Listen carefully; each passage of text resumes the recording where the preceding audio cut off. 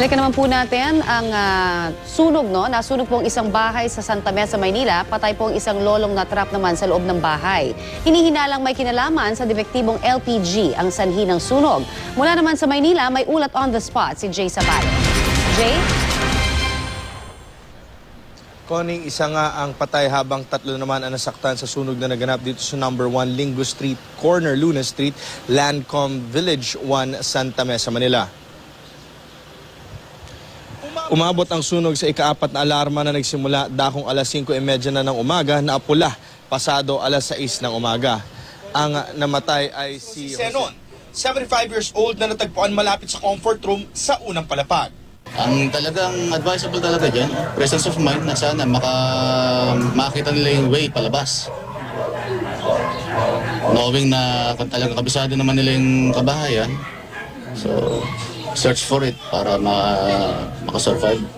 Mapalad naman nakatakas ang anak nitong si Bernardo Senon. Manugang na si Reynesa Senon at apo niyang si Stephanie, 10 taong gulang. Tumalon sila mula sa ikalawang palapag mula sa kanilang teres. Si Bernardo ay pinaghihinalaang napilay dahil sa pagtalon. Habang ang apo na 10 taong gulang ay nagtamo naman ng paso sa kamay at sunog sa buhok. Lumalabas sa investigasyon na nagbebenta ng LPG ang pamilya na walang marka. Kaya kasamang sisiya sa atin kung may kaukulang permit ang pamilya para magbenta ng LPG. Maswerte naman nakatakas ang mga nangungupahan sa likod bahay. Kwento ni Aling Lily Soriano, maaga siyang nagising nang marinig niyang nagsisigaw si Jose. Nung una akala niya ay inaatake lamang ito ng kanyang sakit, pero nung mapansin niyang may usok na rin pumapasok sa kanilang bahay, agad niyang ginising iba pang tenants sa katabing unit. Kwento pa ni Lily, tuwing umaga ay nagbubukas ng kalan at nagpapainit ng tubig ang biktima, kaya malamang daw ay ito ang naging dahilan ng sunog. Dati daw kasi, nang bumili sila ng super kalan sa biktima, ay ibinalik nila ito para papalitan dahil may singaw. Kaya maging ang fire investigator ay hinihinalang singaw sa LPG ang maaaring pinagsimulan ng apoy. Pero patuloy pa daw nilang imbestigahan ang tunay na dahilan ng sunog. Tinatayang nasa 500,000 piso na halaga ng mga ari-arian ang natupok na apoy. Dinala na sa ospital ang mga nasaktan, habang ang namatay ay pinabendisyonan muna sa pari bago ito kinuha ng punerarya alinsunod sa kahilingan ng mga kamag-anak.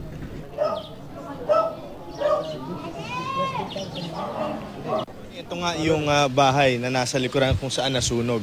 Dito sa likod na gate na ito, dito nakalagay yung ilang LPG na kanilang binebenta. Ngayon, idinilagay na ito sa tabi. Ipapakita lang natin sa inyo, no? Itong mismong LPG na binebenta nila, walang marka ito. Kaya nga sinasabi nung BFP, kailangan nilang tignan ang permit nito kung pwede nga ba sila magbenta o hindi. At yan muna ang latest mula dito sa Santa Mesa. Balik sa'yo, Connie. Okay, Jay, yung mga, sabi mo kasi itong bahay lamang ito nasunog, ano? Meron bang mga nadamay pa? Or meron bang ibang mga nasugatan ng dahil dito bukod doon sa may-ari ng mismong bahay? Okay, maigi na nga lang daw, sabi ng BFP, yung mga bahay dito ay gawa sa bato. Kaya naman hindi nadamay yung mga katabing bahay. Kung nagkataon daw na gawa sa kahoy ang mga ito, ay siguradong kumalat na. Doon naman sa sinasabi mo kung may ilang, or kung may iba pang nasaktan yung anak, manugang at yung apo nung namatay na biktima, no? Na nakatalon lamang mula sa ikalawang palapag, habang yung mga tenant naman doon sa likod bahay nila ay nagawa nga makatakas. Connie? Pero lahat naman stable condition na, Jay, ano? Tama yun, Connie. Alright, maraming salamat, Jay Sabale, para sa update na yan.